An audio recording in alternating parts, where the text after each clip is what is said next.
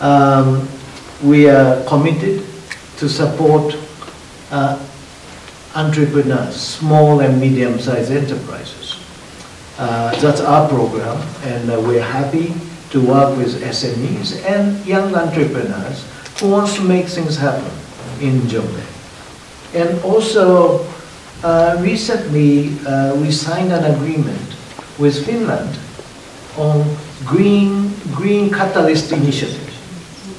And that is about 2 million euros for 2 years? Yes. Yes. Focusing on actually wood industry. And I think Joseph is coming this week to Oh, good. So the portfolio manager in charge of that Finland-funded Green Catalyst Initiative, with your permission, is coming to Njombe next week, so that he can meet with you and your colleagues and discuss what kind of concrete opportunities we can create, like you said, from bottom up, so that Tanzania and Njombe continues to move together for the better future. And lastly, of course, you mentioned small grants program, GF. That's one of my favorite programs, because it goes straight to the community groups to make differences. And then we will make, I mean, that is all for Tanzania, for all Tanzania, but then we will make the information available to you, and I'm sure there are something we can do to help people prepare better to capture those opportunities. So from my heartfelt thank you for warm welcome to the region, and thank you for your invitation. And then I look forward to coming back a little bit more time. I feel very much at home here. And more programmatically, yes, we will continue to work together to engage young people so that they can drive the development, to support entrepreneurs so that they can continue to make a difference. But also, I'd love to work with you again on making Njombe famous for green jobs.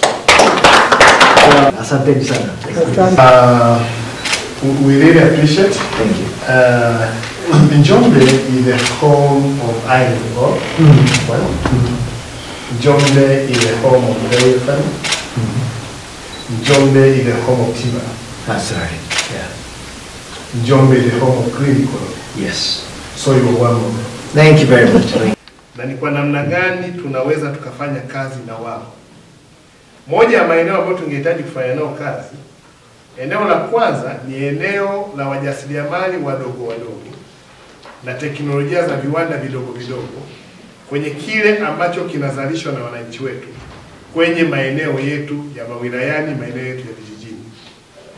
Njombe tunazalisha chai, Njombe tunazalisha viazi mviringo, Njombe tunazalisha miti, Njombe tunazalisha pareto, Njombe tunazalisha parachichi.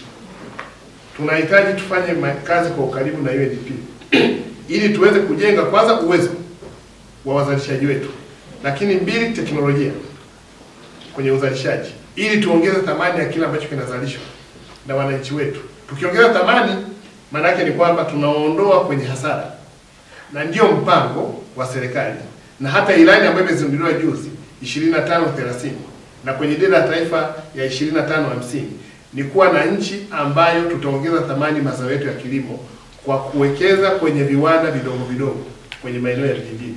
Kwa UNDP ni watu ambao tumewakaribisha ili waweze kuwa wadau muhimu kwenye sekta isiyo rasmi, hususani kwenye eneo la kujenga uwezo na eneo la teknolojia, viwanda vidogo vidogo kwenye mazao yanayozalishwa kwenye mkoa wa Njombe. Tumeelewana vizuri? Lakini eneo la pili ni kuangazia fursa za vijana, kuwajengea uwezo, lakini na kutoa fursa za vijana na kwenye mafunzo ya pamoja kati ya watumishi wetu wa serikali, maafisa wetu, lakini makundi ya vijana kwenye program ambazo zitawajengea uwezo katika vitu wanavyofanya ili waweze kufanya kwenye ubora zaidi. Na vitu wanavyofanya kwenye ubora zaidi maana ni kwamba anazalisha bidhaa, anaziongezea thamani na bidhaa zake zile kwa ni shindani kwenye masoko. Kwa hiyo ili kufanya hivyo tungehitaji na wadau wengi, na moja wa wadau ambao tumewakaribisha kama mkoa ni watu wa UNDP ambao wamefanya kazi kubwa katika maeneo mengi ya Tanzania. Lakini eneo la tatu ni kama alivyosema kwamba sisi tuna nafasi kubwa ya kwenye uchumi wa kijanisha, kwa sababu sisi ni wakulima wakubwa sana wa mazao ya miti. Lakini pia kwenye mazao ya miti ni pamoja na uzalishaji wetu wa mazao ya parachichi kama tunda, lakini parachichi kama zao ambalo limeongezewa thamani.